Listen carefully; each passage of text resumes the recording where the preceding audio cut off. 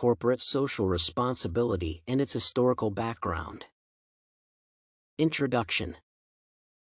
This paper discusses in detail what the corporate social responsibility is and gives its historical background.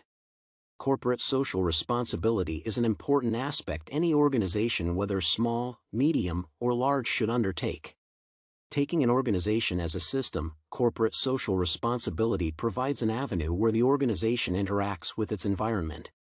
This involves the customers, suppliers, potential employees, investors, competing organizations, other organizations not in the same sector, and stakeholders outside the organization.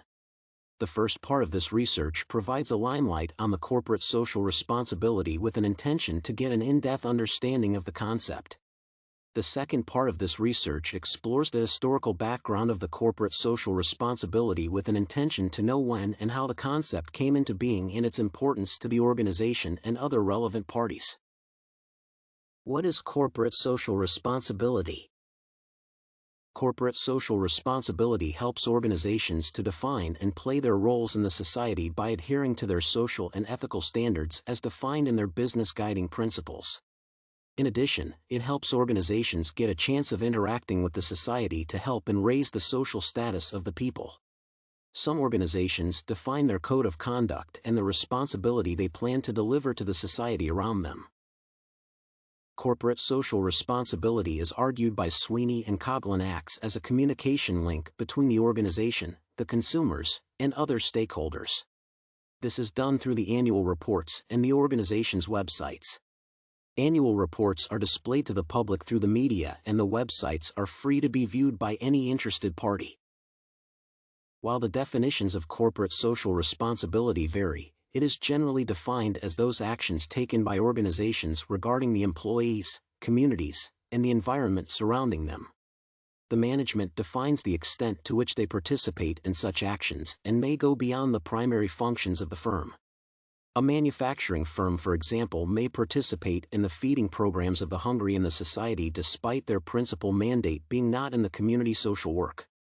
What the firm does is aligned to the social values. This is seen in the company's websites, brochures, newsletters, consultancies, and professional associations.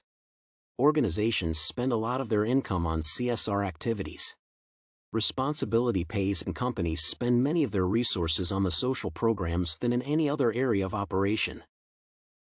Historical background on corporate social responsibility. In the past decades, different scholars have defined corporate social responsibility differently. CSR has evolved in terms of its meaning and the impact it has on the organization's behavior. This paper therefore traces the evolution of CSR and the impact it has had on organizations. CSR has evolved from the last century in two areas. In terms of the researchers' arguments, CSR has moved to the discussion of the term in line with the firm's performance from the ethics-based arguments and the social effects of CSR to an organizational-based movement. It is evident that CSR in any organization is geared towards improving the performance of the firm. In the 1950s and 1960s, the assertion was that the social responsibility of the businesspersons was to follow the core values of the society. Their business operations are dictated by the societal norms and culture where managers should be concerned with their social responsibilities. The business goals and objectives should be set towards achieving the public good and ensuring that the society is stable, strong, and peaceful. Managers of the organization should take up the responsibilities towards the society and not be limited by the economic and legal activities obliged to them. Discussions of social responsibility in the 1970s and 1980s changed. Milton Friedman asserts that social functions are allowed in an organization but should be those that bring benefit to the organization in terms of adding profits. He accepted that the laws and regulations governing the business market should be free to allow firms to engage in those social responsibilities that add value in the end. In this decade, there is a move from the normative theoretical models to a model where firms are allowed to pursue their positive self-interests. Ackerman in 1973 asserted that organizations should take up those CSR activities that do not conflict with the interests of the organization.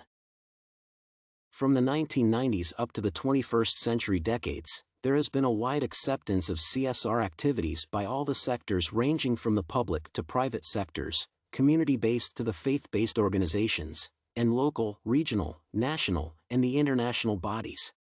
Social responsibilities have positive consequences to the stakeholders and society as well as improving the performance of the firm.